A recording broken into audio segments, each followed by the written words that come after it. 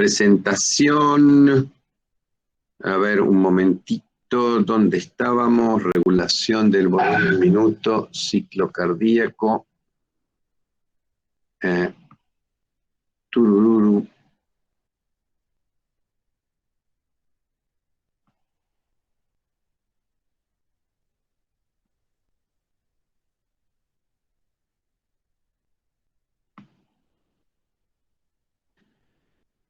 Vamos a poner también la grabación, así la puedo subir.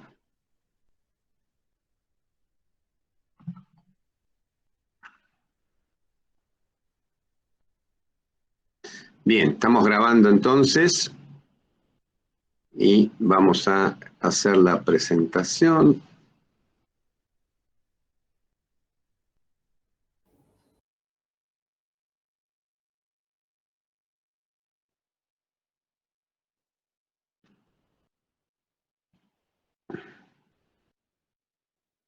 ¿Se ve, gente? Sí, sí, se ve. Bueno, Sí, profesor. un triunfo, un triunfo. Vamos entonces a poner...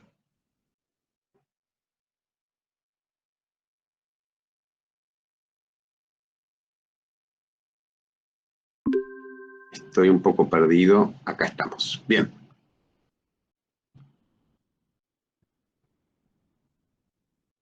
Bueno, vamos a hablar un poquitito ahora. La clase pasada hablamos de la generación del ritmo cardíaco. Y en esta clase vamos a hablar un poquito más específicamente de los efectos mecánicos que ocurren durante el ciclo cardíaco y de la regulación del volumen minuto por dos factores. Un factor, digamos, relacionado con las características, yo diría, histológicas o casi moleculares de las fibras miocárdicas, que da origen a la regulación de Frank Starling, de la cual vamos a hablar bastante y es un tema que tienen que conocer muy bien.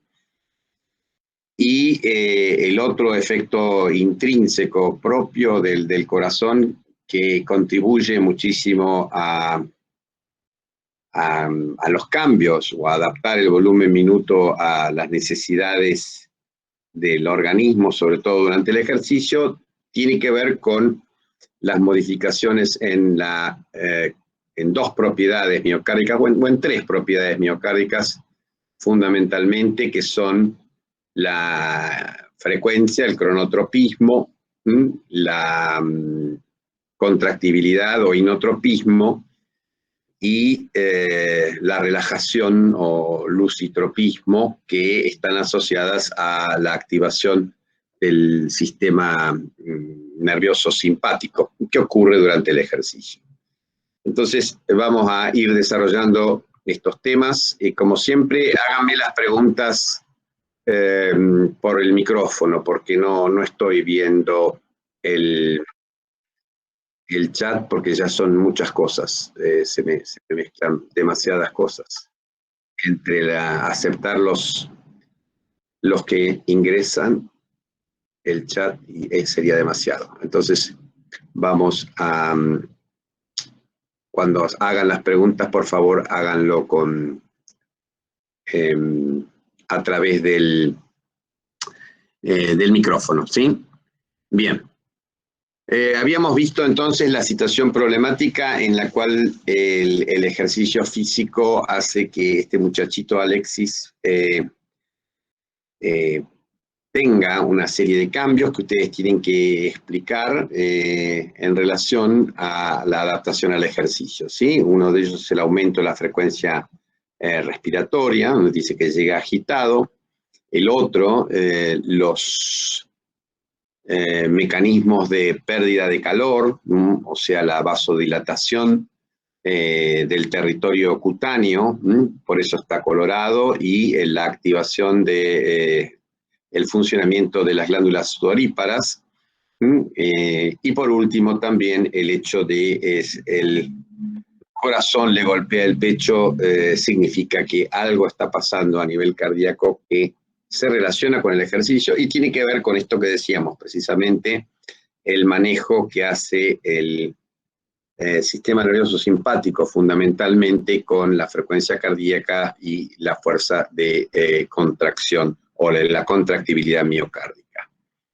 Entonces, ante el incremento de la actividad física y el trabajo muscular requiere un aumento de la demanda energética, o genera un aumento, perdón, de la demanda energética, y esto es satisfecho por un mayor aporte de oxígeno y combustibles, que como ustedes saben, en primer lugar, va a ser la glucosa, o sea, cuando el músculo comienza a hacer actividad física, rápidamente agota su reserva de ATP y fosfocreatina, y esto prácticamente no existe tampoco en el músculo cardíaco, pero en el músculo esquelético la demanda energética es satisfecha inicialmente en los primeros 10 segundos, como ya saben, por el consumo de ATP y fosfocreatina.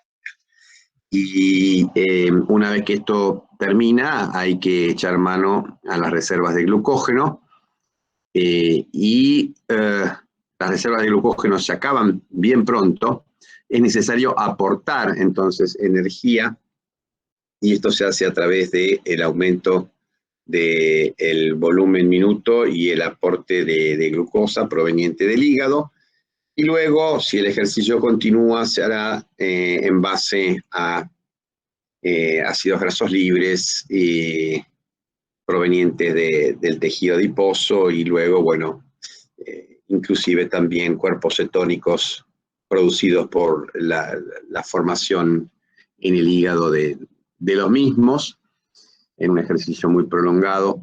Y todo esto va entonces a contribuir a satisfacer la demanda energética, junto, por supuesto, con el aumento del aporte de oxígeno que se generó gracias al aumento de la ventilación y también a modificaciones en el transporte de los gases, cambios en la afinidad de la hemoglobina, etc.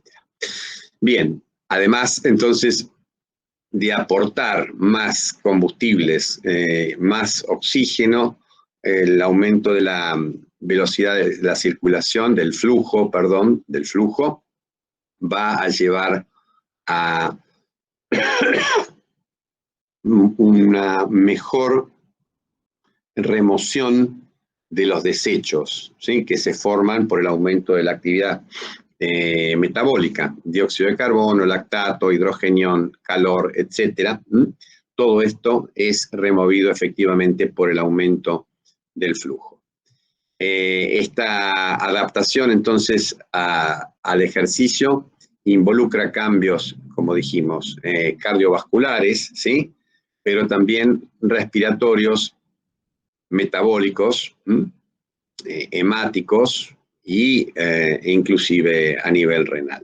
De lo que nos vamos a ocupar ahora es fundamentalmente entonces de la adaptación cardiovascular y sobre todo a nivel cardíaco. Ustedes ven aquí en este gráfico la distribución esto es porcentual, 100%, 5 litros por minuto durante el reposo, en un individuo normal, ¿sí?, metro 80 y 80 y pico de kilos más o menos. Este sujeto está entonces con un 20-25% del flujo recorriendo su territorio esplácnico, un 5% el territorio coronario, un 20% pasa por los riñones, 5% a nivel óseo, un 15% a nivel cerebral, 5% por la piel, y fíjense ustedes, muy bajito, 15%, 20% teniendo en cuenta, por supuesto, la gran cantidad de masa muscular, estaría recorriendo estos órganos. ¿Qué es lo que ocurre ante un ejercicio máximo? Y lo que ocurre es una redistribución del gasto cardíaco que se origina por fundamentalmente el efecto del sistema nervioso simpático, pero también por el efecto de distintos metabolitos que se producen a nivel local. Vamos a ver ahora entonces que el flujo, que en reposo era de 5 litros por minuto, pasa a ser de 25 litros por minuto, o sea que el volumen minuto cardíaco se quintuplica. Y vamos a ver que el músculo, de estar recibiendo 15 a 20% de esos 5 litros, o sea, supongamos que es la quinta parte, ¿sí? 20%, 1 litro por minuto, va a estar recibiendo los músculos que están realizando el trabajo muscular, van a estar recibiendo el 80%. O sea que antes estaba recibiendo el 20% de 5, o sea, 1 litro por minuto, ahora está recibiendo el 80% de 25, o sea, está recibiendo 20 litros por minuto. 20 litros por minuto. Fíjense ustedes, el flujo muscular entonces aumentó en forma absoluta unas 20 veces. Y esto se debe entonces a dos factores.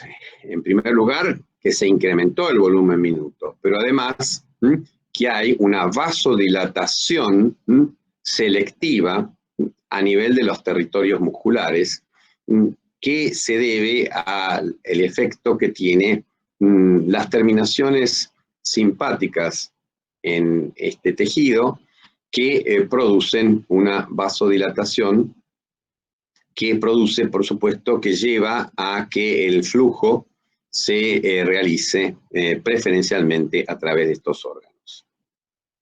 ¿Qué va a pasar con el resto? Fíjense ustedes cómo proporcionalmente cae el flujo a nivel esplácnico, un 5%, continúa el flujo cardíaco en 5%, pero por supuesto se incrementa, porque pasa a ser el 5% de 25 litros por minuto. Vamos a tener una disminución también del flujo renal y una disminución del flujo a nivel del tejido óseo y una irrigación cerebral que se modifica discretamente aumentada en forma absoluta. Esto va a hacer entonces que la cantidad de sangre que pasa por el músculo aumente en una manera muy relevante, ¿sí? Como dijimos, casi 20 veces en forma absoluta. Con respecto a la irrigación a nivel de la piel, esto presenta variaciones muy relacionadas con la temperatura a la cual se realiza el ejercicio, pero obviamente cuando la temperatura, a medida que va aumentando la temperatura externa, cada vez es mayor la cantidad de sangre que va a estar irrigando el órgano dérmico. Habíamos visto que dentro de las funciones del aparato cardiovascular estaba como función primordial aportar un flujo sanguíneo tisular adaptado a las necesidades, y que esto se daba a través de un componente cardíaco central que generaba de alguna manera la presión impulsora a lo largo del circuito, y un componente vascular periférico que estaba dando o regulando la resistencia, y que entonces esa presión impulsora, la diferencia de presiones y la resistencia eran los dos componentes centrales del flujo relacionados en la ecuación, la ley, digamos, la ley de Ohm o la ley general del flujo, que dice que el flujo es proporcional a la diferencia de presiones e inversamente proporcional a la resistencia. Entonces, estos dos componentes, el componente generador de la presión que impulsa la sangre y el componente vascular periférico, van a contribuir con sus adaptaciones a las necesidades del organismo. Y estas adaptaciones se dan, en primer lugar, por la activación del sistema nervioso autónomo, en el caso del ejercicio, en su parte simpática, pero también, como dijimos, va a haber modificaciones debidas a la producción de factores locales, tisulares, a nivel del componente vascular, y a nivel del componente cardíaco vamos a tener también un componente local dado por el efecto que tiene el retorno venoso sobre la fuerza de contracción a través del mecanismo de Frank y Starling. Entonces, el principal efecto que se ve por a nivel del componente vascular es la redistribución del flujo en los distintos territorios con vasodilatación a nivel muscular y vasoconstricción esplácnica. Y con respecto al componente cardíaco, el aumento del volumen sistólico se asocia a un mayor retorno venoso y al aumento del inotropismo. Y además hay otro componente muy importante que es el aumento de la frecuencia cardíaca.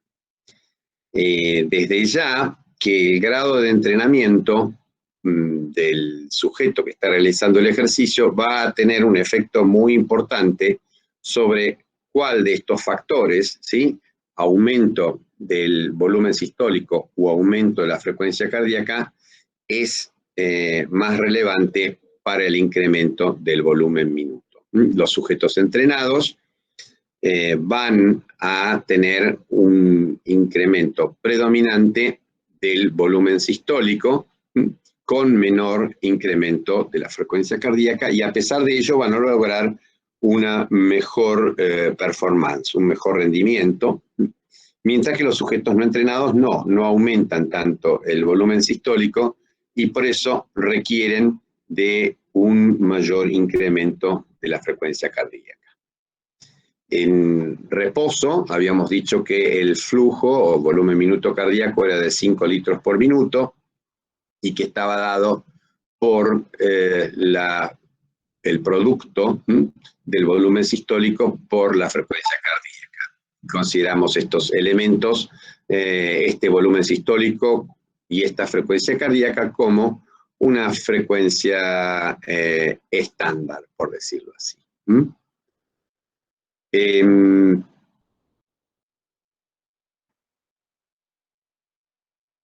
¿Qué pasa cuando hacemos una actividad física intensa? La frecuencia cardíaca aumenta y puede llegar a aumentar 120, 130, depende de la actividad física, de la duración, inclusive hasta sobrepasar los 200 latidos por minuto. Y el volumen sistólico se incrementa en un sujeto no entrenado a unos 100 o 120 mililitros por minuto. Con lo cual, como resultado, el volumen minuto trepa a 18 hasta 25 litros por minuto.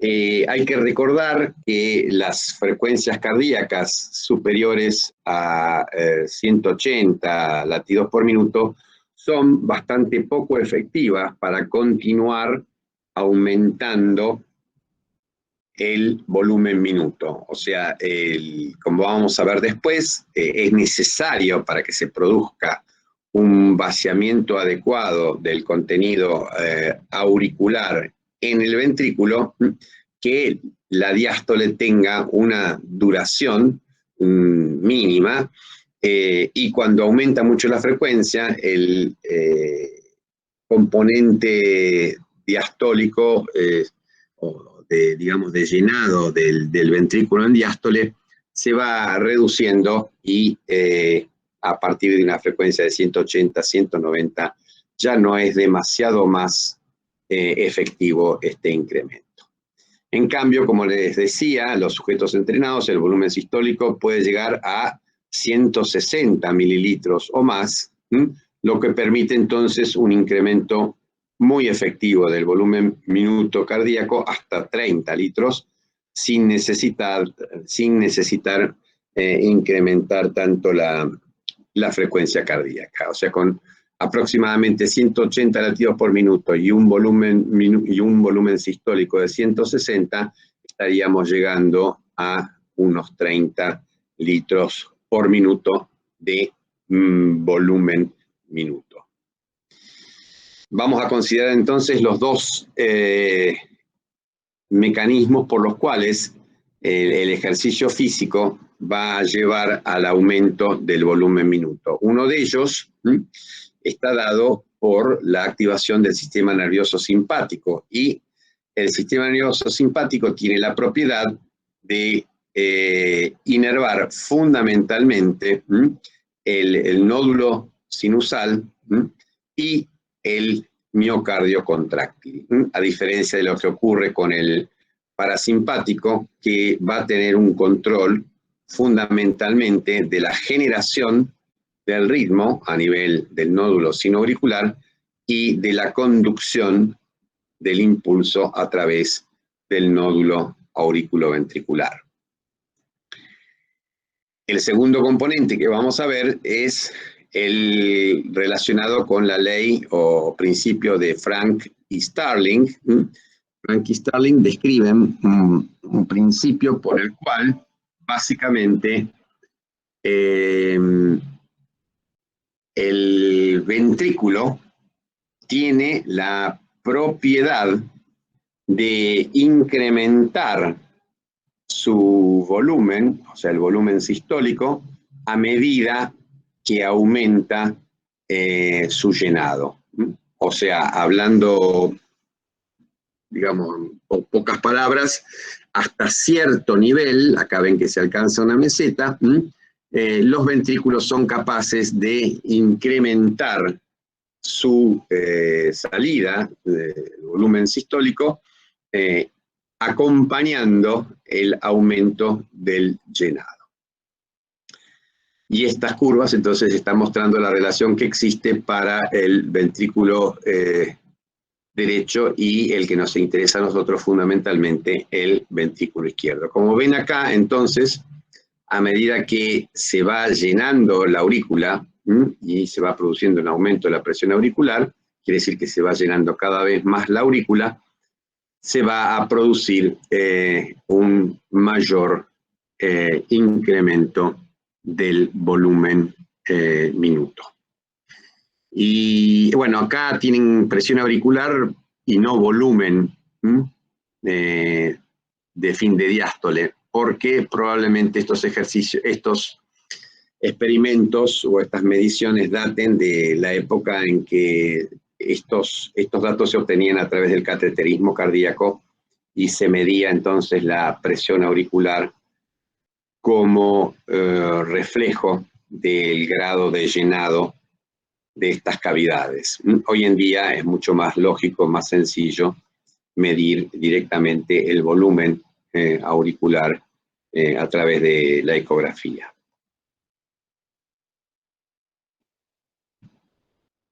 Vamos a ver entonces cuáles son los mecanismos a través de los cuales el ejercicio pone en marcha un aumento del volumen sistólico.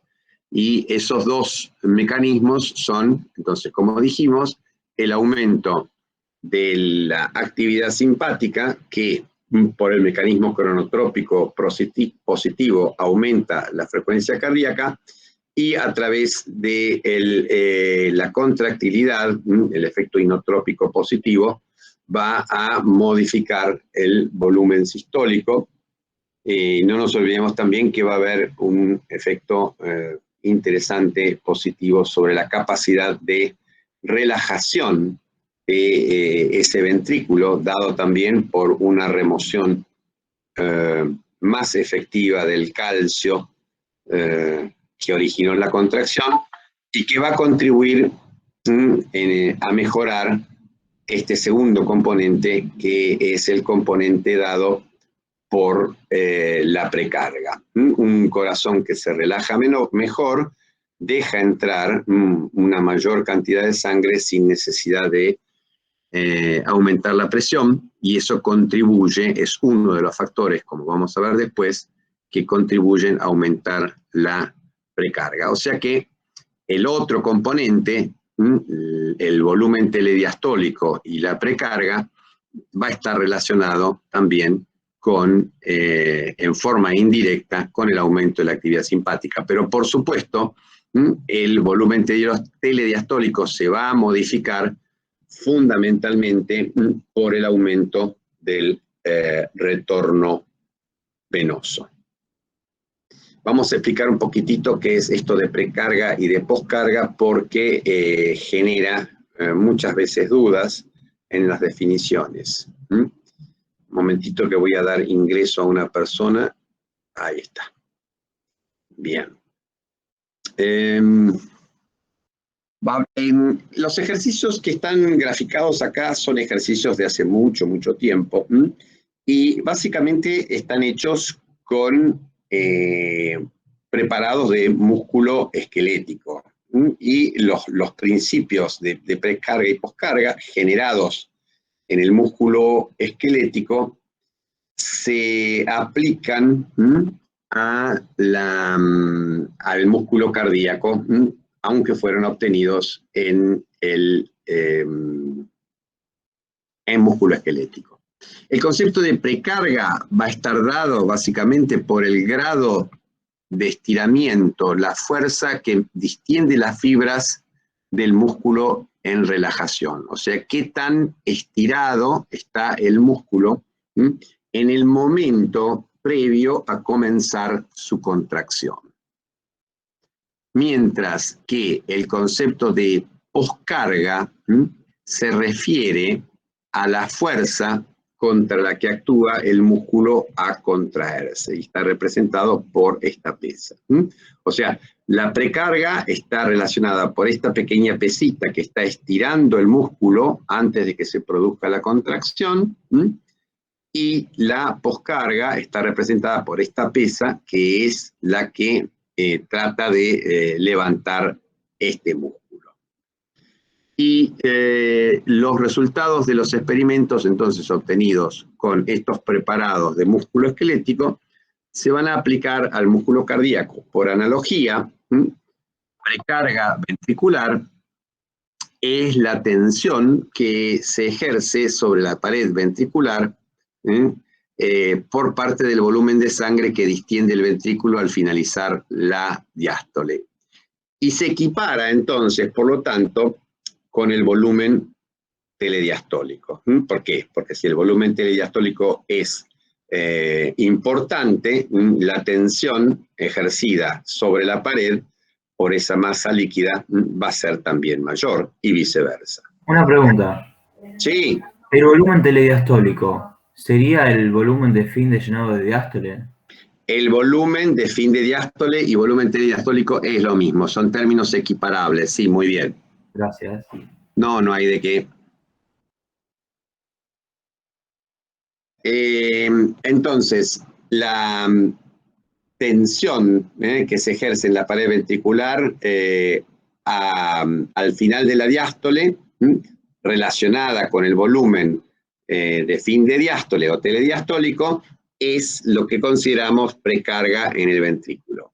Y está en relación con dos factores. Como ya dijimos, la distensibilidad, relajación, lusitropismo ventricular, o sea, el grado con el cual, o la velocidad y la magnitud del secuestro de calcio fundamentalmente hacia el retículo sarcoplásmico, que tiene que ver con la actividad de la bomba, y por otro lado, también en parte la salida de calcio a través de los mecanismos de extrusión de calcio de los cardiomiocitos. Y el otro componente es el retorno venoso. A mayor precarga, mayor volumen sistólico hasta cierto punto, ¿sí? Esto no es eterno, esto no sigue una relación lineal más allá de un determinado volumen. Por analogía también, se define poscarga como la tensión máxima que se genera en la pared ventricular durante la sístole, o sea, durante la contracción, y está en relación con la resistencia a la eyección, o sea, básicamente con lo que se opone al movimiento de la columna de sangre a nivel del cono de salida de las arterias pulmonar o aórtica, y ahí hablamos entonces, por ejemplo, en el ventrículo izquierdo de la impedancia aórtica, hablamos por supuesto también de la presión arterial, y el otro componente que está en relación con la tensión de la pared ventricular es básicamente su geometría, o sea, el diámetro. ¿Por qué? Porque existe una relación entre el diámetro de un vaso y la tensión de su pared, que está dada por la ley de Laplace, que nos dice que a medida que se va incrementando entonces el diámetro de la tensión aumenta. Vamos a tratar de explicar entonces a partir de este gráfico de qué manera el estímulo simpático va a producir una modificación del retorno venoso, contribuyendo entonces a aumentar el mismo y aumentar la precarga, y al mismo tiempo, como dijimos, contribuir a hacer más receptivo ese músculo ventricular, aumentando la distensibilidad. Entonces, el estímulo simpático va a producir un aumento de la presión que se genera a través del sistema, aumenta la presión sistólica, por lo tanto, si aumenta la diferencia de presiones, aumenta el flujo. Aumenta todavía más el flujo porque se produce dilatación arteriolar, estamos hablando del territorio muscular, y esto lleva entonces a un incremento considerable del flujo, por lo menos en ese territorio. Y esto se traslada al sistema venoso, con lo cual el retorno venoso se incrementa.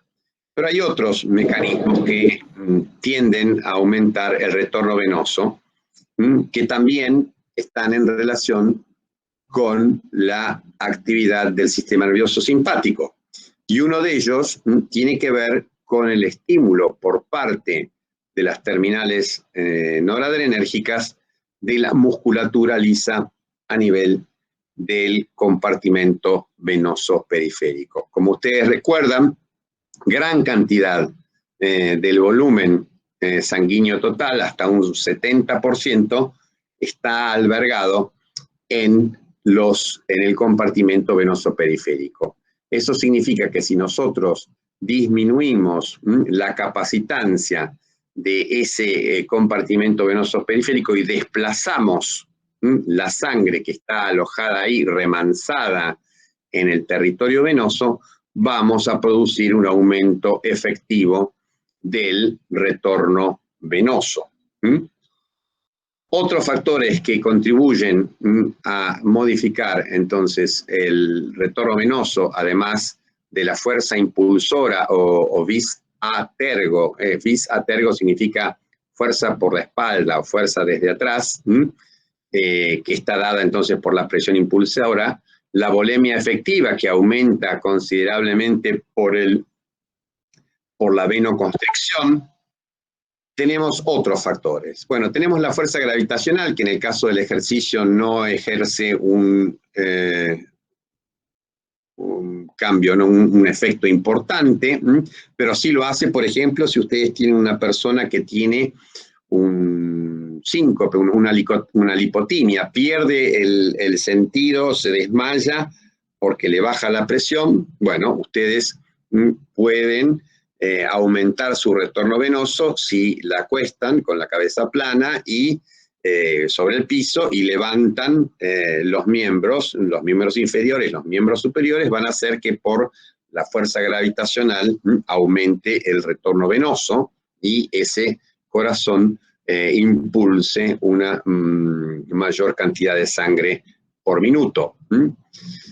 Otro factor que nos interesa para el retorno venoso y que se pone en marcha durante el ejercicio es la bomba muscular. ¿Qué es la bomba muscular? Básicamente el efecto que ejercen las masas musculares, sobre todo de los miembros inferiores, comprimiendo las venas que rodean y ejerciendo entonces un efecto como de expresión, exprimiendo las venas por su contracción, y de esta manera la sangre que está alojada en las venas sube hacia el corazón. ¿Por qué sube y no baja? Sube porque no puede bajar. No puede bajar porque las venas de los miembros inferiores tienen válvulas que impiden entonces el retroceso de la sangre en el sentido de la gravedad, y que entonces, de tener una buena suficiencia valvular, al producirse la compresión de los vasos venosos, la sangre va a ser impulsada hacia el corazón. Y luego, como último componente, tenemos la disminución de la presión torácica. Cuando nosotros ejercemos una inspiración profunda, vamos a aumentar, digamos, de alguna manera la negatividad de la presión intratorácica, y esto va a contribuir a favorecer el ascenso de la sangre y el llenado entonces ventricular, mientras que por el contrario el aumento de la presión abdominal tiende a disminuir el retorno venoso. Profe, una pregunta. Sí. ¿Qué sería bisatergo? ¿Puedes repetir? No te escucho, habla un poquito más fuerte, por favor. Bisatergo. Vis es una palabra latina que significa fuerza, y tergo es espalda. Bisatergo es fuerza por la espalda, es la fuerza que impulsa a la sangre venosa empujando desde atrás, y tiene que ver básicamente con la diferencia de presiones que existe a lo largo del circuito.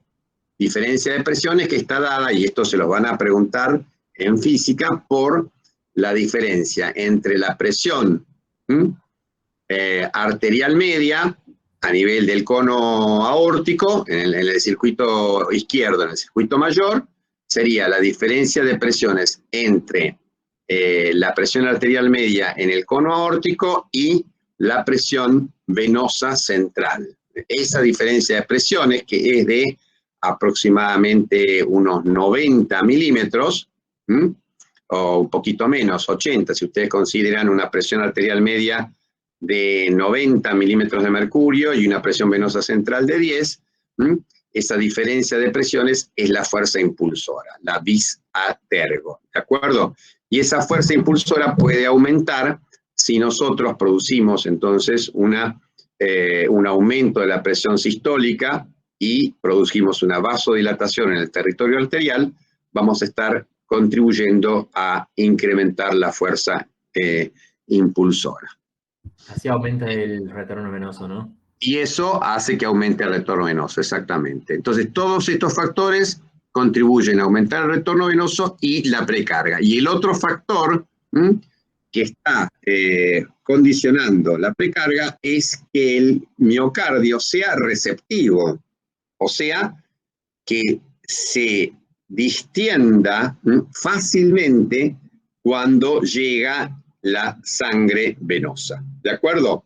Estos conceptos son importantes porque ambos tienen que ver con el efecto, como ya dijimos, del simpático. Son efectos independientes del cronotropismo e independientes del inotropismo. El simpático está aumentando el retorno venoso por la venoconstricción y está aumentando el retorno, la precarga, perdón, porque mejora la distensibilidad miocárdica. Son efectos entonces agregados atribuibles al estímulo simpático. Gracias. No, no hay de qué. Profe, perdón, una pregunta. Sí. ¿Por qué la precarga va a ser igual al volumen telediastólico si estamos hablando de fuerza? ¿Por qué se va a igualar a un volumen? No estamos hablando de fuerza, estamos hablando de tensión. Precarga es la tensión que se ejerce sobre la pared al final de la diástole. ¿De acuerdo? Es la tensión, el grado de estiramiento, podríamos decir. ¿De acuerdo? Gracias. ¿Sí? Entonces, si vos, el grado de estiramiento que tienen las paredes de un globo está en relación directa con la cantidad de aire que tiene ese globo, ¿sí? ¿De acuerdo? Bien, sí. Bien, entonces la tensión en el ventrículo está en relación directa con la cantidad de sangre que lo llena, ¿ok? Bien, ¿seguimos? Sí. Bien. No, es importante que hagan las preguntas porque son conceptos un tanto abstractos y si no quedan claros, se pierden. Vamos a hablar entonces ahora del mecanismo de Frank Starling y no se pierdan por la cantidad de curvas. Miren únicamente la curva azul y esta curva les va a reflejar entonces el gasto cardíaco, el volumen minuto cardíaco, el litros por minuto, cómo aumenta cuando nosotros aumentamos el retorno venoso. Si nosotros vamos aumentando el retorno venoso, medido acá por la presión auricular derecha, de vuelta, experimentos hechos con cateterismo y medición de la presión auricular derecha, lo podríamos equiparar esto al volumen telediastólico. Fíjense entonces en la curva en azul, estimulación simpática normal, tenemos este resultado.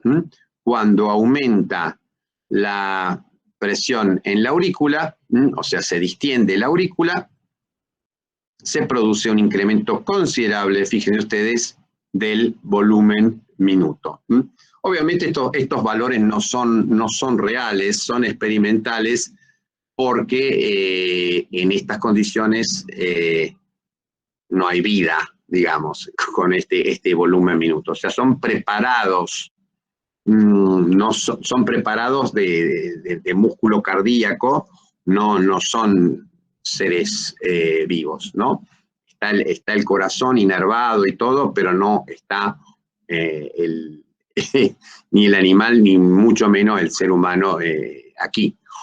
Si nosotros bloqueamos el estímulo simpático, lo que vamos a tener acá es una reducción del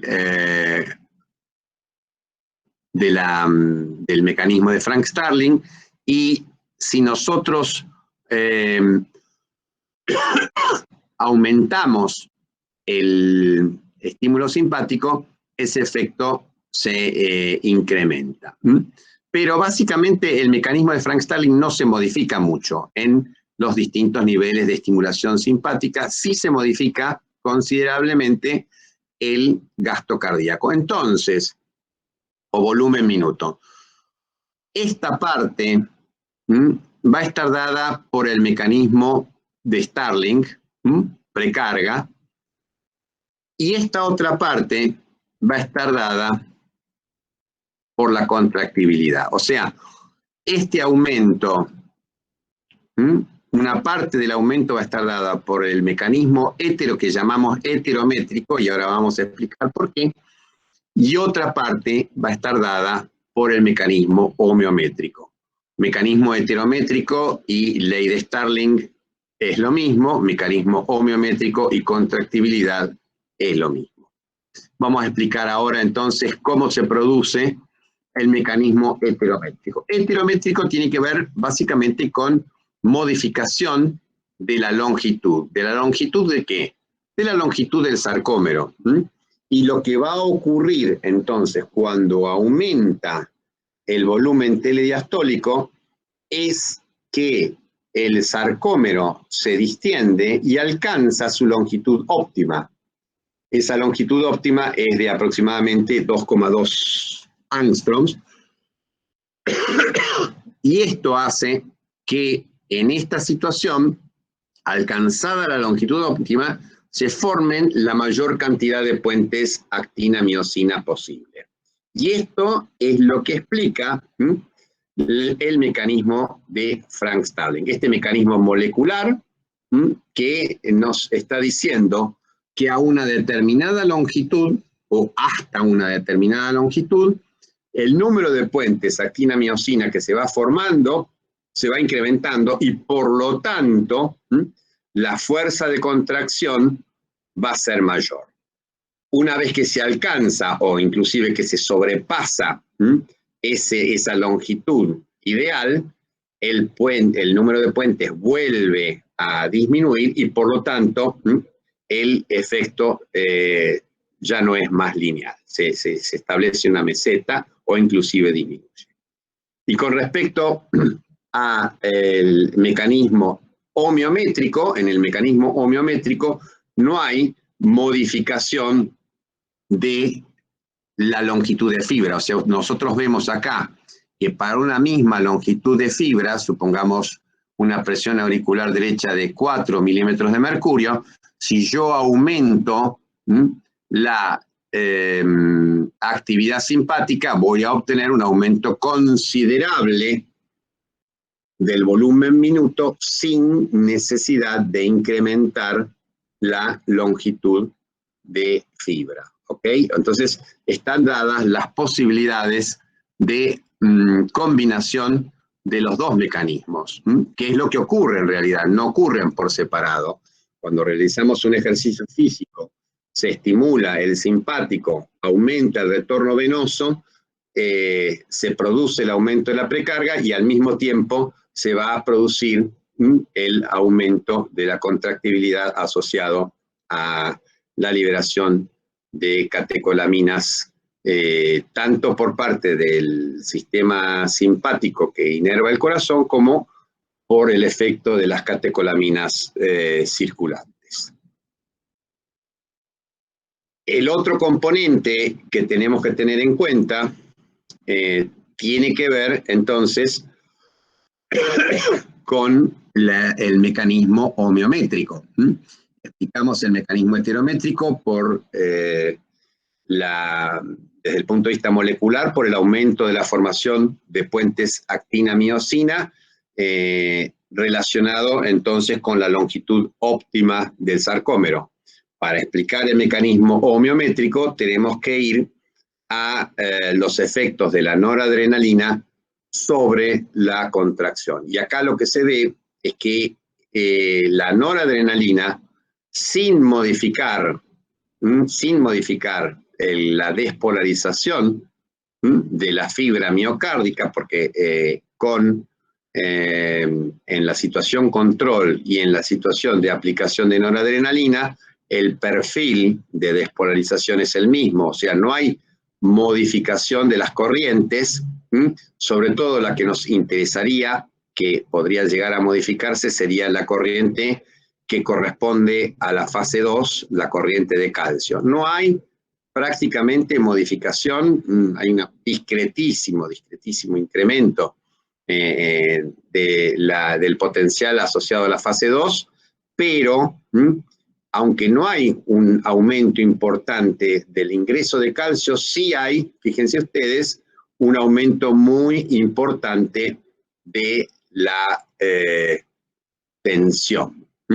Y esto va a estar dado por los efectos que tiene el mecanismo adrenérgico, o sea, la unión de la noradrenalina o de la adrenalina circulante con los receptores beta 1, y esa unión va a estar modificando entonces el movimiento de calcio en el sarcómero.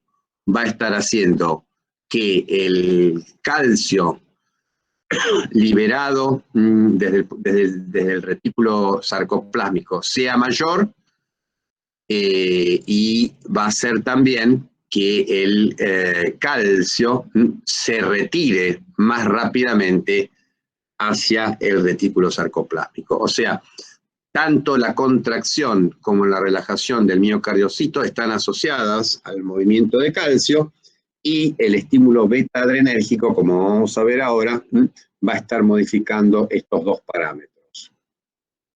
Cuando se produce la unión de la noradrenalina o de la adrenalina al receptor beta 1, se activa entonces la adenilatoxicasa, aumenta los niveles de AMP cíclico, se activa la proteína quinasa y la proteína quinasa va a llevar a un aumento del ingreso de calcio a través de los canales de calcio voltaje dependientes, y esto aumenta los niveles de calcio, pero ese aumento de los niveles de calcio es suficiente para producir una mayor interacción actina-miosina sin modificar demasiado el registro de potencial, como ya vimos. Aumenta entonces la contractilidad cardíaca y también la velocidad de la contracción. Y por otro lado, lo que va a ocurrir es que el estímulo beta adrenérgico también a través de los niveles del aumento de los niveles de AMP cíclico y de la activación de la proteína quinasa A, va a aumentar la recaptación del calcio hacia el retículo sarcoplásmico por activación de la proteína denominada fosfolamban, que es una proteína que regula la actividad de la bomba de calcio del retículo sarcoplásmico. Y hay también un aumento, de alguna manera, de la cantidad de troponina I fosforilada, de manera tal de que se interfiere con la unión del calcio a la troponina C, y de esta manera se facilita la relajación. O sea que acá tendríamos explicado el mecanismo lucitrópico de las catecolaminas, que está dado por un doble mecanismo, un mecanismo de mayor velocidad de recaptación del calcio, y también por un mecanismo directo a nivel de los miofilamentos. Bueno, y como segundo componente relacionado con el aumento del volumen minuto durante el ejercicio atribuible al estímulo adrenérgico, algo que ya vimos, que es de qué manera los niveles de AMP cíclico van a estar aumentando la velocidad con la cual se genera la corriente de sodio a través del canal HCN, canal responsable, como ya vimos en la clase pasada, de la generación del ritmo cardíaco, y que tiene entonces la posibilidad de ofrecer un sitio de regulación a través de la modificación de su velocidad de apertura de la frecuencia cardíaca por parte de los niveles de AMP cíclico. Entonces, habíamos visto que se aumentaban los niveles de AMP cíclico, la apertura del canal se hacía en forma más rápida y la pendiente de despolarización diastólica se hacía más pronunciada, con lo cual se alcanzaba más rápidamente el potencial umbral y se producía la descarga de las células marcapaso. Y esto es lo que contribuye entonces a generar el aumento de la frecuencia cardíaca en la situación de incremento de los niveles de actividad del simpático. Vamos a ir ahora a hacer un breve repaso de la actividad mecánica del corazón durante el ciclo cardíaco, y esto es un elemento crucial, yo les diría, para la fisiología y para la medicina, y lo tienen que manejar, no sé, ¿cómo les diría yo? Algo así como su nombre y su apellido, o alguna canción que les guste mucho, y no se pueden olvidar de esto, No se pueden olvidar de esto porque hace a la lógica del funcionamiento cardíaco, y lo toman normalmente, como es un ciclo, uno puede empezar por donde quiera. Básicamente, por convención, uno empieza a describir los eventos del ciclo con la sístole ventricular, ¿sí? La sístole ventricular tiene un periodo, entonces llegó el estímulo eléctrico a través de las de His y de las fibras de Purkinje a las fibras musculares, a los miocitos contráctiles. Los miocitos contráctiles se despolarizan y se produce entonces el ingreso de calcio, la contracción de los mismos, y aumenta la presión ventricular. El aumento de la presión ventricular lleva al cierre de las válvulas auriculoventriculares y se produce el primer ruido. ¿Qué es esto del primer ruido? Bueno, es algo que ustedes tienen que conocer muy bien porque semiológicamente la actividad del corazón, ustedes la pueden registrar desde el exterior con el choque de punta. ¿Qué es el choque de punta? Bueno, el golpe que hace la punta del corazón, el vértice, contra la pared torácica. Esa sería una manera de registrar los latidos del corazón. Pero la otra manera es a través de la auscultación. Dos maniobras semiológicas, una la palpación del choque de punta, otra la auscultación de los ruidos cardíacos.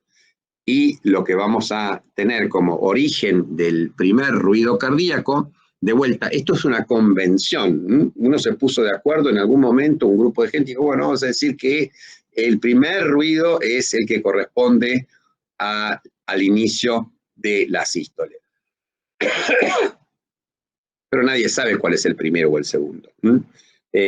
Por convención se toma entonces al primer ruido como el cierre de las válvulas auriculoventriculares, y con un poquito, mirando las cosas con un poquito de detalle, nos vamos a dar cuenta de que en realidad un concepto clínicamente asociado al primer ruido es el inicio de la sístole. Pero desde el punto de vista mecánico y sobre todo el eléctrico, de alguna manera la sístole ya comenzó. O sea, el miocardio se despolariza y se empieza a contraer antes de que se produzca el primer ruido. ¿Por qué? Porque el primer ruido se debe al cierre de las válvulas auriculoventriculares, y para que se cierren las válvulas auriculoventriculares tiene que aumentar la presión en el ventrículo. Quiere decir que tiene que haber un inicio, por lo menos, de la contracción de las fibras ventriculares que genere este aumento de presión y que lleve las válvulas, entonces, las valvas de las válvulas auriculoventriculares hacia arriba y produzca su cierre. Y ahí tendríamos entonces explicado el primer ruido que se sitúa entonces en el inicio de la sístole.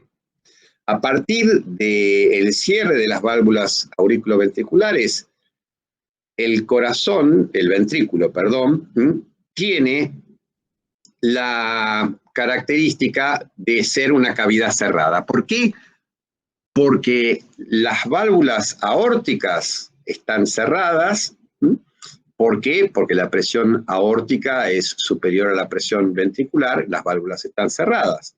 Las válvulas auriculoventriculares están cerradas, sí, también. ¿Por qué? Porque la presión dentro del ventrículo es mayor que dentro de la aurícula y eso impulsa entonces las valvas, como ya dijimos, de la mitral y de la tricúspide para que se cierre.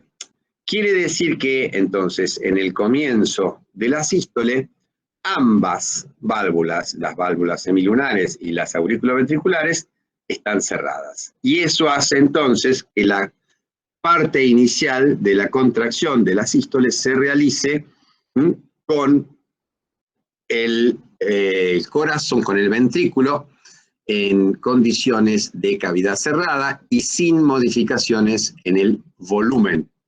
y por eso este periodo inicial de la sístole se denomina de contracción isovolumétrica. Cuando se produce un aumento de la presión que supera la de la aorta, se abren las válvulas sigmoideas o semilunares y se comienza la eyección. Y esta eyección tiene entonces distintas velocidades, tiene una fase inicial un poco más lenta, luego una fase rápida y luego una tercera fase que es mínima, donde la sístole continúa, pero el contenido de sangre del ventrículo es tan bajo que el volumen que expulsa es mínimo. Y una vez que finaliza la sístole, cuando se produce la recaptación entonces del calcio hacia el retículo sarcoplásmico y se produce la relajación, la presión en los ventrículos cae, las válvulas sigmoideas se cierran. ¿Por qué? Porque la presión aórtica supera a la presión en el ventrículo y el cierre de las válvulas sigmoideas genera el segundo ruido. Bien, todo esto hace a la sístole, terminó la sístole, se generó el segundo ruido y como ustedes se darán cuenta nuevamente, el segundo ruido en realidad se realiza un poquito después de que terminó la sístole, porque para que se produzca el segundo ruido, tiene que haber terminado la contracción. Pero desde el punto de vista clínico, no obstante, es muy útil tener el concepto de que el primer y el segundo ruido son los que enmarcan la sístole y delimitan esta fase clínicamente. El cierre de las válvulas sigmoideas lleva nuevamente a considerar al ventrículo como un recipiente cerrado y sin cambios en el volumen. Por lo tanto, la relajación que se produce es nuevamente una relajación isovolumétrica, sin cambios en el volumen. Y esta relajación isovolumétrica rápidamente termina cuando la presión en el ventrículo disminuye por debajo de la presión auricular, se abren las válvulas auriculoventriculares y comienza el llenado, que primero es un llenado rápido y luego se hace más lento hasta que se produce la contracción de las aurículas. ¿Por qué? Porque se inició la descarga desde el nódulo sinoauricular del siguiente latido. Esa descarga llegó a las aurículas, las estimuló y produjo la sístole auricular. Con lo cual se produce el llenado final, los últimos, digamos, vamos a calcular unos 15-20 mililitros de sangre. La sístole auricular aporta un 20% aproximadamente del volumen sistólico y allí nos acercamos al momento del fin de la diástole, en el cual el impulso va a haber atravesado, el impulso eléctrico va a haber atravesado el nódulo auriculoventricular y se va a desparramar nuevamente por las paredes ventriculares para producir la excitación del músculo. Volvemos entonces a tener la contracción y volvemos a la primera parte del ciclo que ya habíamos descrito. Estos son los eventos que ocurren en el ciclo cardíaco sin demasiado detalle, como para que ustedes tengan una idea del relato. Y vamos a ver ahora algunas cositas relacionadas con la duración. En primer lugar, tenemos que dependiendo de la frecuencia cardíaca, la duración de la diástole es superior a la de la sístole, y como les decía, a medida que aumenta la frecuencia cardíaca, esa duración de la diástole se va cortando, lo que va a estar aumentando la proporción de llenado que le cabe a la sístole auricular. O sea, cuando la diástole se va acortando, la proporción de sangre que tiene que bombear la aurícula para producir el llenado ventricular crece. Y esto hace entonces que la sístole auricular vaya ganando importancia cuando nosotros necesitamos aumentar la frecuencia cardíaca. O sea, entre nosotros,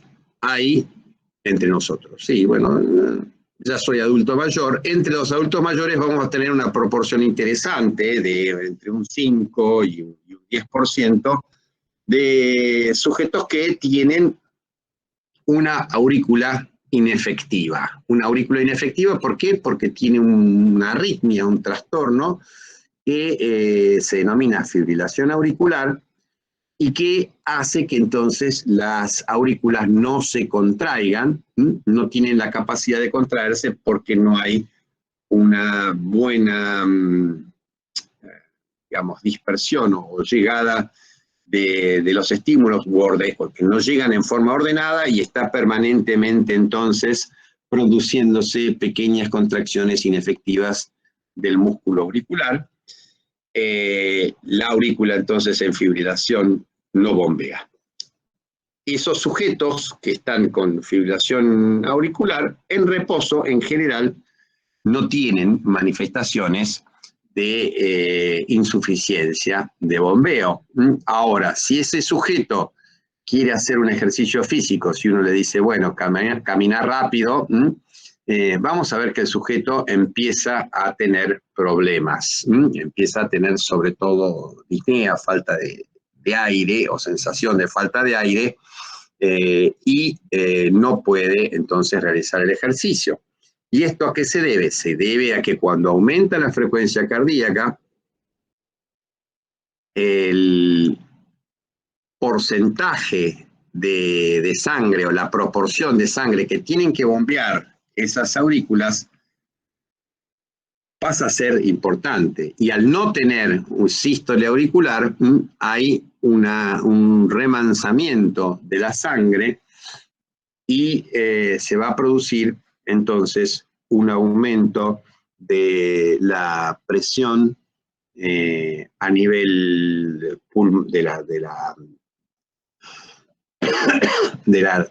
una disminución de la salida de sangre hacia el territorio pulmonar y una disminución también de la llegada de sangre desde los pulmones al corazón, y esto va a generar entonces la disnea. Básicamente esto es un ejemplo como para que, no tienen que saberlo obviamente, pero como para que se den cuenta de la importancia que tiene la sístole auricular como complemento del llenado ventricular, que en reposo no es muy relevante, pero que en el ejercicio va adquiriendo importancia porque la diástole se va acortando en su duración. Bueno, y este es uno de los gráficos que tienen que conocer de ciclo cardíaco de vuelta, como su nombre, su apellido y su número de documento, y también el número de legajo. Este gráfico está en todos los libros y tienen que conocer. Es un gráfico complicado porque tiene muchos elementos. Lo pueden ir estudiando por separado, pero es bueno que lo vean en forma integrada. Básicamente en este gráfico van a tener las presiones en el ventrículo, que sería esta curva en azul. Tienen la presión aórtica, que está impuesta en esta parte. ¿Por qué? Porque en esta parte, al estar abierta la válvula aórtica, las presiones son iguales en la aorta y en el ventrículo. y tienen esta otra presión que corresponde a la presión auricular, y como ven ustedes muy bien, durante 2/3 partes del ciclo cardíaco, las presiones en el ventrículo y en la aurícula son muy parecidas porque son una cavidad común al estar abierta las válvulas auriculoventriculares, en el caso del ventrículo izquierdo, la mitral, ¿de acuerdo? Entonces, únicamente en este momento, acá tenemos los dos periodos isovolumétricos con las válvulas cerradas, y es durante esos periodos que se producen cambios muy importantes en la presión. Contrariamente, durante estos periodos isovolumétricos, como ven ustedes acá muy bien, el volumen que está marcado acá en rojo, en el ventrículo no cambia prácticamente, y sí lo hace obviamente durante la sístole, el ventrículo se vacía, y durante la diástole con los distintos momentos del incremento del llenado ventricular, una parte rápida y luego una parte más lenta, y luego finalmente la patada auricular, lo que se denomina la patada auricular, el fin del llenado que corresponde a la sístole auricular.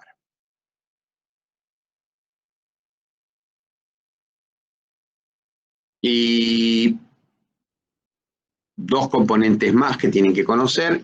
Entonces, además de la presión auricular, fíjense ustedes cómo la presión auricular se va a incrementar, esta onda A que corresponde a la presión auricular, corresponde a la contracción auricular, perdón, y va a estar dada entonces por la sístole auricular. Y está en clara relación, fíjense ustedes, con esta onda del electrocardiograma. Todavía no vimos el electrocardiograma, pero ustedes tienen que saber que en el electrocardiograma se registra una onda P de despolarización auricular. Acá se activan las aurículas. Acá tenemos el retardo nodal, el paso del estímulo por el nódulo auriculoventricular, bien digo, y tenemos aquí la despolarización del ventrículo y la posterior contracción, entonces, ventricular. Como ven acá ustedes, la contracción auricular, la onda A de presión auricular, es posterior a la onda P, lógicamente, porque primero se tiene que despolarizar, después se contrae, ¿sí? Hay una frase que dice que los fenómenos eléctricos preceden a los fenómenos mecánicos, y eso se da tanto para la aurícula, en la onda P que precede a la onda A, como el complejo QRS, la despolarización ventricular, que precede al inicio de la contracción del ventrículo y también precede al primer ruido, que es resultado del aumento de la presión dentro del ventrículo. O sea que ya los ventrículos se despolarizaron, se empezaron a contraer, y recién ahí se produce el cierre de las válvulas auriculoventriculares y comienza entonces clínicamente la sístole. Bien, entonces todos estos elementos los tienen que manejar, así que háganse amigos de este gráfico porque es muy importante. Y el otro gráfico que tienen que conocer, que es un poquito, parece más sencillo, pero es más difícil de entender todavía, porque implica una lectura de un gráfico en dos sentidos. Normalmente uno entiende los gráficos que funcionan de abajo a arriba y de izquierda a derecha. Y ahí uno entiende los gráficos. Y ya cuando los gráficos funcionan de izquierda a derecha, pero de arriba para abajo, se complica un poco más la interpretación. Y si encima, en este gráfico que representa cambios cíclicos, vamos a tener primero una parte de la función que va a estar dada por movimientos digamos, de izquierda a derecha, de abajo hacia arriba, todo bien. En esta parte, bueno, estaríamos también bastante bien porque estaríamos de alguna manera yendo hacia arriba, pero luego esta parte de ir para atrás en el gráfico es más complicado. Básicamente acá esto no es que sea negativo, o sea, este gráfico no representa una función propiamente dicha. Esto es una representación gráfica utilizando un eje de coordenadas, pero no está representando una función. Básicamente lo que este gráfico relaciona es la presión, en este caso en el ventrículo izquierdo, y el volumen en el ventrículo izquierdo. Y vamos a ver cómo se modifica entonces ese volumen y esa presión a lo largo del ciclo. Y lo que vamos a tener acá van a ser distintos momentos caracterizados con letras, se utilizan letras mayúsculas. En el momento A se produce la apertura de la válvula mitral y comienza el llenado.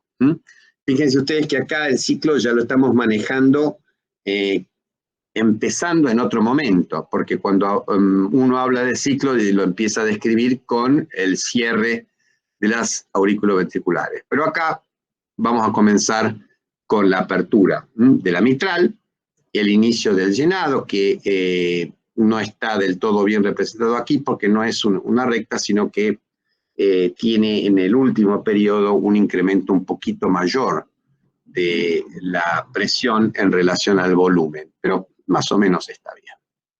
En el momento B se produce el cierre de la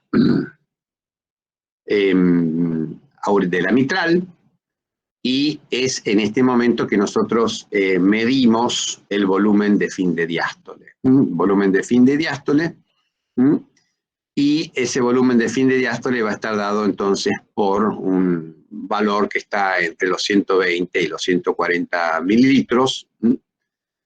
Y a partir de ahí, se cerró la válvula, se inicia la contracción, esa contracción es isovolumétrica, que significa que no hay modificación del volumen. Está bien claro, no hay modificación del volumen. ¿Por qué? Porque ambas válvulas están cerradas. Cuando se alcanza la presión en el ventrículo, en el interior del ventrículo, que iguala a la válvula, a la presión en la aorta, se abre la válvula aórtica y se comienza con la eyección, y acá vemos la disminución. Entonces tenemos que recorrer el gráfico en este sentido. El volumen del ventrículo izquierdo disminuye y llega entonces a un valor que corresponde al del volumen residual. En ese momento ya terminó la sístole y la presión en el ventrículo disminuye, se alcanza, la presión aórtica supera la presión ventricular, se cierran las válvulas aórticas, se produce el segundo ruido, acá tendríamos entonces segundo ruido, acá primer ruido, y la presión cae abruptamente durante el periodo isovolumétrico diastólico, hasta que entonces se alcanza la presión de la aurícula y se vuelve a abrir la válvula mitral. Estas cosas entonces, tanto con el gráfico relacionando los distintos parámetros en función del tiempo del ciclo cardíaco, como el segundo componente, el del ciclo cardíaco en el loop, como se denomina, o rulo, o lazo presión-volumen, lo tienen que manejar. Bueno, y acá, nuevamente para ejemplificar, en el loop, vamos a ver el volumen sistólico de aproximadamente 70 mililitros, las válvulas cerradas en este momento, el cierre, la apertura, la eyección, el cierre de la aórtica, el periodo isovolumétrico diastólico y el nuevo comienzo del llenado. Un concepto importante es la modificación que tiene este loop cuando nosotros aumentamos la precarga. Cuando nosotros aumentamos la precarga, llenamos más el ventrículo. Y se va a producir entonces un incremento del volumen sistólico.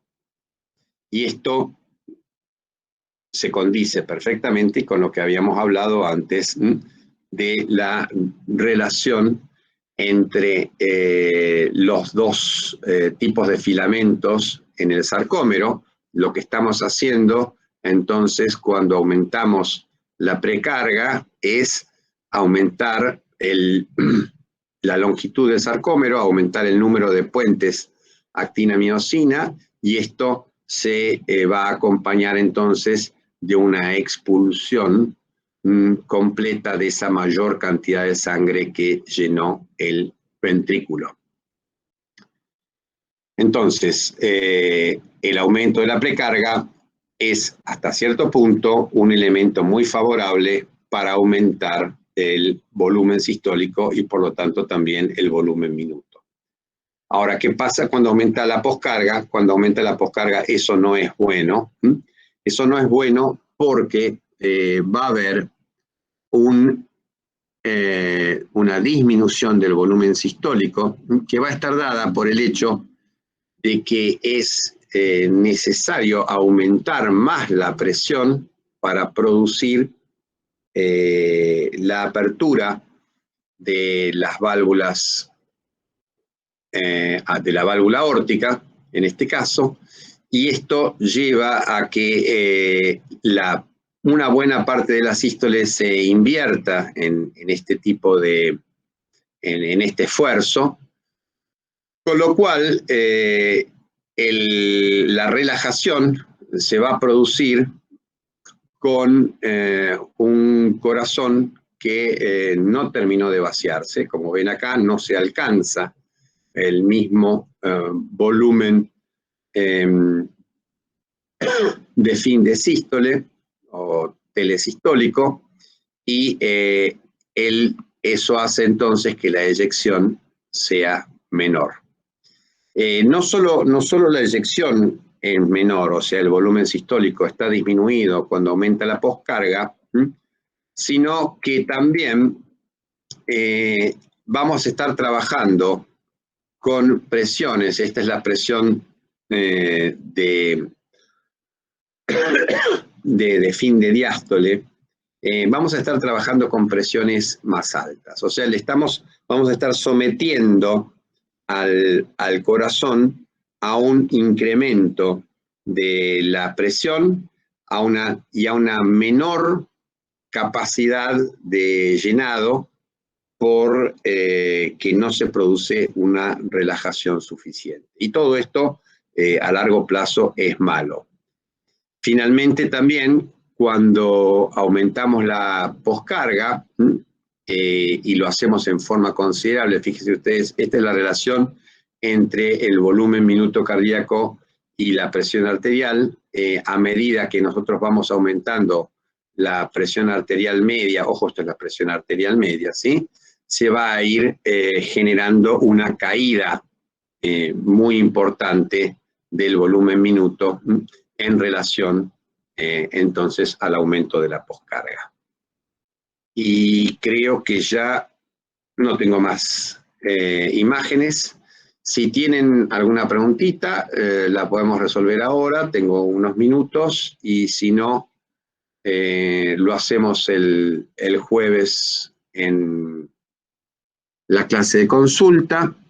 Voy a tratar, voy a parar la grabación para no agrandar demasiado el archivo.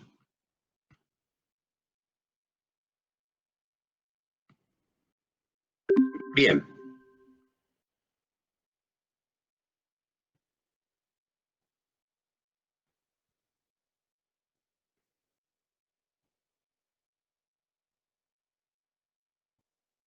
Bueno, acá estamos. Bueno, profe, hasta jueves.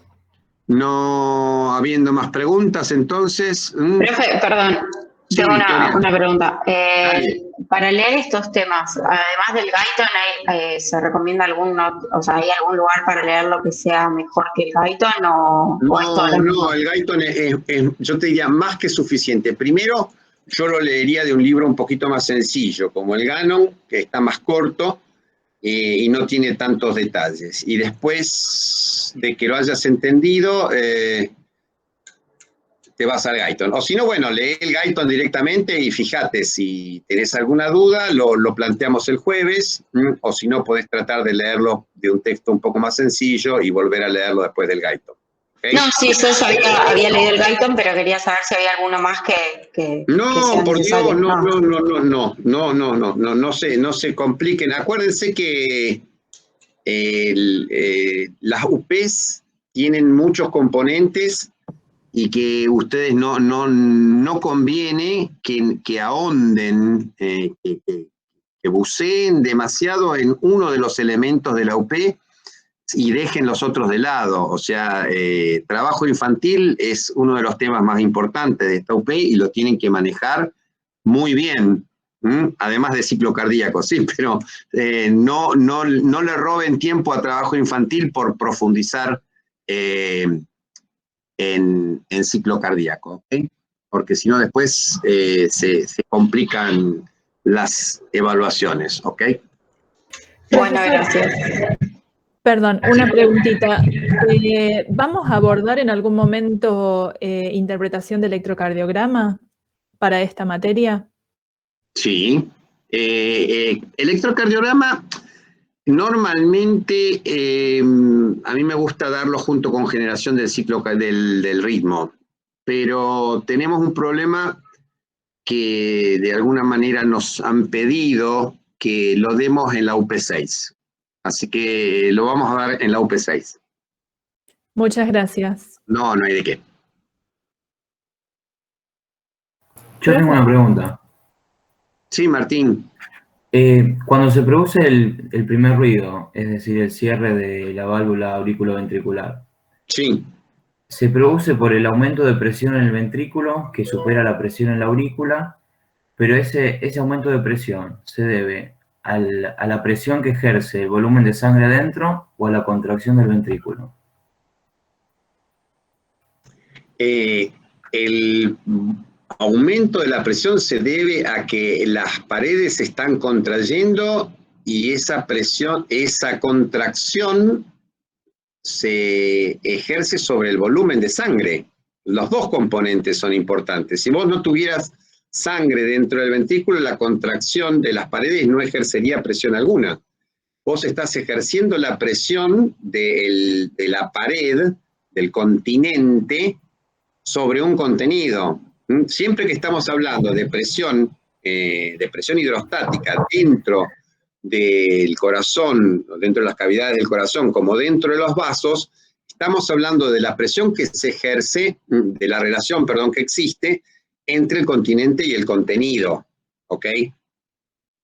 Entonces, la presión aumenta porque las paredes se están contrayendo. Está bien, porque Sí, yo había leído, ¿cómo? no me acuerdo de qué texto ahora, que, digamos, era el volumen, digamos, producto del llenado del ventrículo, ejercía la presión sobre las paredes del ventrículo y eso provocaba el cierre de la válvula. Y luego comenzaba la sístole. No, eso es erróneo. Ah, bueno, está bien. No, eso es erróneo. Gracias. La sístole verdadera, la contracción muscular, comienza un poco antes de que se produzca el cierre de las válvulas. Gracias. No hay de qué, Martín. Bueno, gente, si no hay más preguntas, nos estamos viendo en la clase consulta el jueves a las 14. Muchas gracias. Chau, sí. Gracias, profe. Gracias. Chao, gracias. Tenga buena semana.